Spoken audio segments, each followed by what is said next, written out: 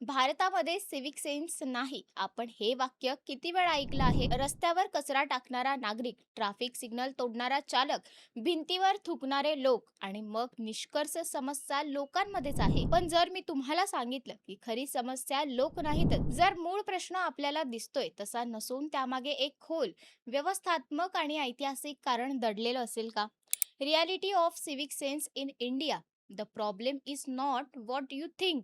हा विषय केवळ वादग्रस्त नाही तर आत्मपरीक्षण करायला भाग पाडणारा आहे. आपण नेहमीच सगळं दोष नागरिकांवर टाकतो. भारतीय लोक असंच करतात असंच म्हणून विषय संपवतो. पण खरोखर नागरिकच एकमेव जबाबदार आहेत का?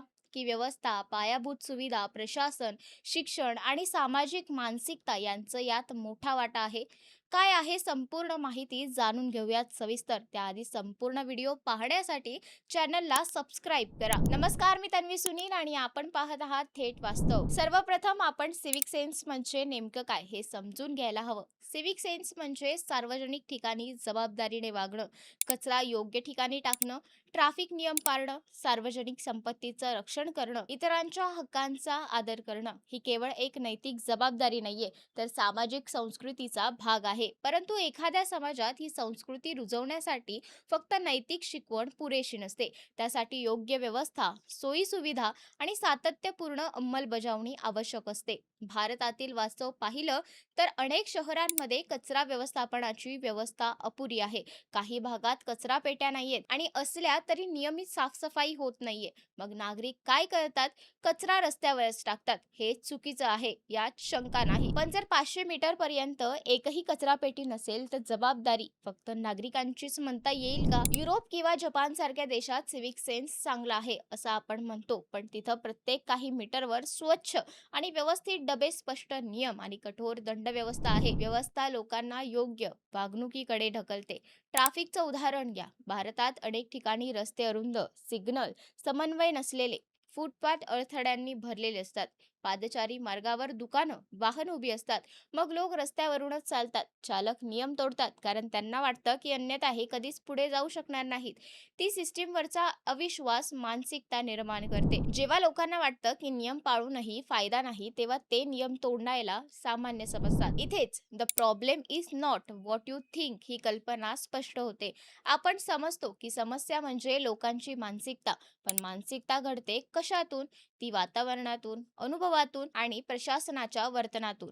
जर एखादा नागरिक पाहतो की त्याच्या परिसरात नियमित साफसफाई होते, नियम तोडल्यास त्वरित दंड होतो आणि सर्वजण नियम पाळतात, तर तोही तेच करेल. पण जर त्याला दिसतंय की नियम तोडणाऱ्यांवर कारवाई होत नाही, तर तोही सगळेच करत आहेत म्हणून नियम तोडतो. शिक्षण व्यवस्थाचाही यात मोठा वाटा आहे. शाळांमध्ये सिव्हिक सेन्सचा विषय पुस्तकापुरता मर्यादित असतो. स्वच्छता राखा हा धडा शिकवला जातो, पण प्रत्यक्षात शाळेच्या परिसरात स्वच्छतेची पायाभूत सुविधा नसते. मुलं पाहतात की प्रौढ लोकच नियम पाळत नाहीत, त्यामुळे त्यांच्यावर शिकवणुकीचा प्रभाव कमी होतो. संस्कार आणि प्रत्यक्ष अनुभव यायला तफावत असेल तरच अनुभव जास्त प्रभावी ठरतो.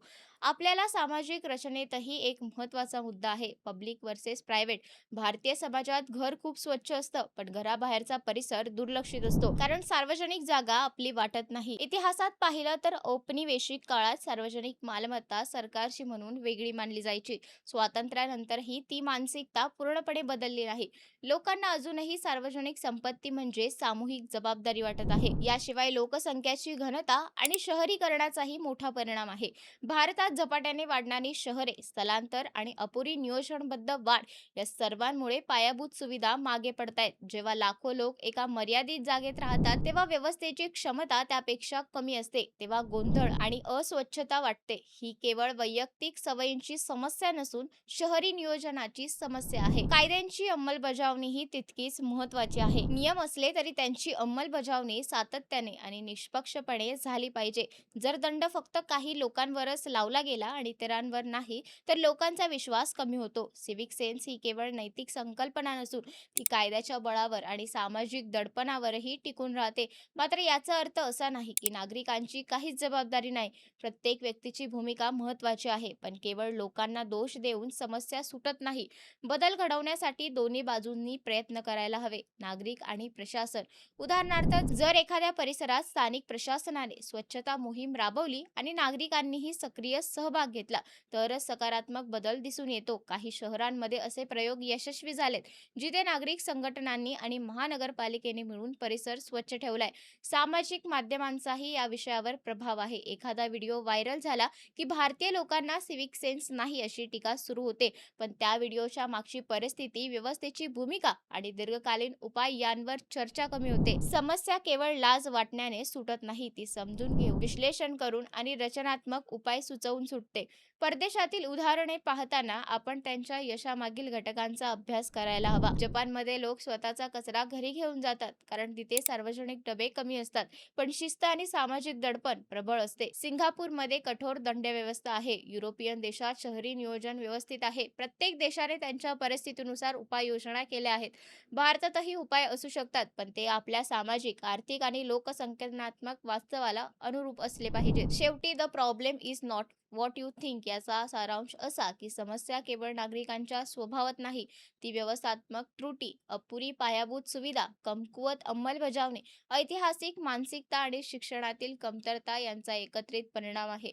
नागरिकांना दोष देणं सोपं आहे, पण व्यवस्थेची जबाबदारी मान्य करणं कठीण आहे. जर आपल्याला खरोखर बदल हवा असेल तर दोषारोप थांबवून समाधानाच्या दिशेनं पावलं उचलावी लागतील. प्रशासनाने पारदर्शक आणि कार्यक्षम प्रणाली उभारली पाहिजे. शिक्षणात सिव्हिक सेन्स केवळ पुस्तकापुरता न ठेवता प्रत्यक्ष अनुभवातून शिकवता आला पाहिजे आणि नागरिकांनीही सार्वजनिक म्हणजे आपलंही भावना स्वीकारली पाहिजे. भारतामध्ये सिव्हिक सेन्स आहे की नाही हा प्रश्न आहे. आपण तो वाढवण्यासाठी काय करत आहोत? कारण समस्या आपण समजतो तशी नसली तरी उपाय आपल्या हातातच आहेत.